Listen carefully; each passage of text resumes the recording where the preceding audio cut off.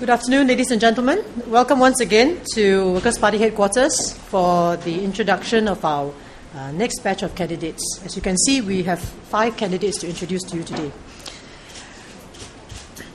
Now, yesterday, I spoke about our campaign slogan, how it was debated and formulated by the party, and what we mean by moving towards a first world parliament. Now, to enable Singapore to move towards a first world parliament, we need to build a political party which is able to play the role within the First World Parliament. A party which is rational and responsible. A party which can present itself as an organisation.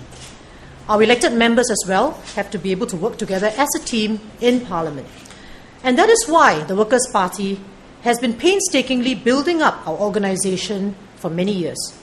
And at this election, we present the Workers' Party to the voters as a credible political party, one which is rational, responsible, and respectable. First, I'd like to share with you something about the depth of the Workers' Party.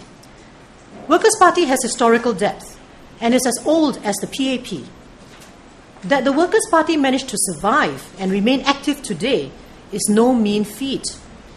As a party, it endures with a spirit of resilience, tenacity, and determination. We, members of the Workers' Party, know very well that we are here to make a positive contribution to Singapore, and at the very least, we will help to preserve an important piece of political history for Singapore.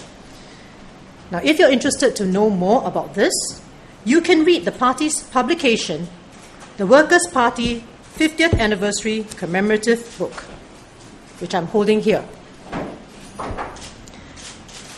And we have decided to give each of you a copy of this book at the end of the session.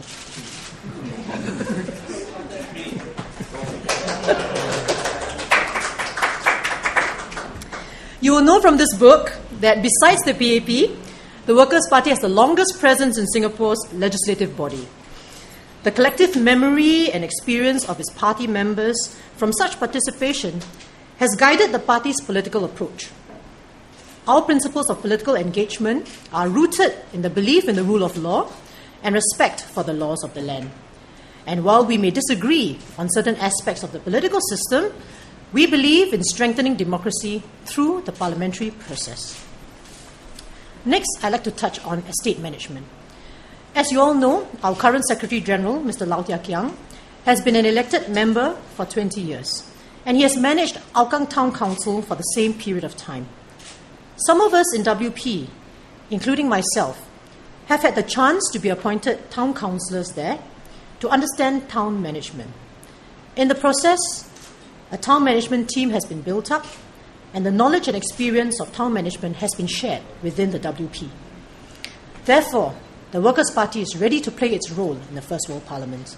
We ask for a mandate at this election, and we urge voters to vote for the Workers' Party towards a First World Parliament. I'd like now to introduce to you the first candidate for this afternoon. There's the lady sitting on my left, Miss Frida Chan. Now, Frida is 35 years old. She graduated from NUS with a degree in social work and sociology. By profession, she's a social worker, and she has handled various types of cases, including youths at risk. Now, her involvement in WP's leadership began in the Youth Wing Exco, and then last year she was elected into the Workers' Party Executive Council. What I observe about her is that she has great organizational skills, and she also has diverse interests ranging from sports to traditional Chinese medicine. So Frida, would you like to share with us? Thank you, Chairman, for the introduction. A very good afternoon to all. My name is Frida. I'm 35. I'm a social worker. Growing up from a very pro-PAP family, where my maternal grandfather and my father were former PAP and RC grassroots leaders, I used to think that the way to improve the life of Singaporeans was actually through the PAP.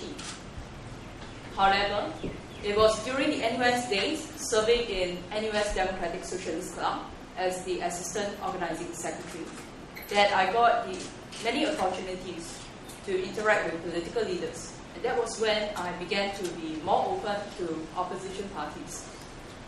I assisted as polling agent with the Workers' Party during the GE 206.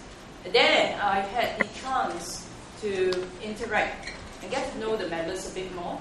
And from there, I found them to be a very serious political parties that took time to research on policies and to develop alternative policies to improve the lives of Singaporeans.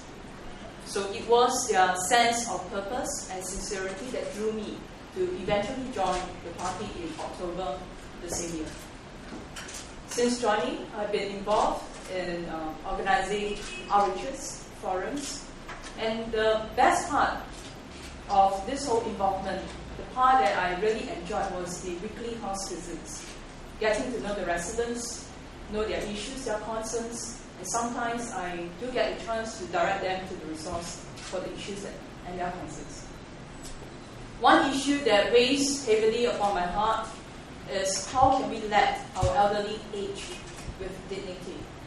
It's a common sight in Singapore that many of our elderlies are still struggling to meet ends meet. And some of them are collecting tin cans, cardboards. Some are at the coffee shops, food centers. We can spot them very easily. And I feel bad sometimes having my meals there and let the elderly cleaners to clear the leftovers of the meals. And I ask myself, what exactly has gone wrong? Why can't our elderly enjoy life in their twilight years? Many of them work hard. Many of them contributed a lot to the building of this country. One area I would like to see change is to close up the service gaps among PWOs. There are families with deserving backgrounds that do not meet the requirements for financial assistance. Or at least that's what they are told when their FA applications are rejected. And at times the requirements may not be as transparent. If you walk the ground, you talk with them, you can easily pick up all these cases. So as a social worker who go through all the case assessments, I face that all the time. With close to 15 years of experience in the social work field, both international and local, I hope some of the skill sets that I have can contribute to nation building and at constituency level. Thank you.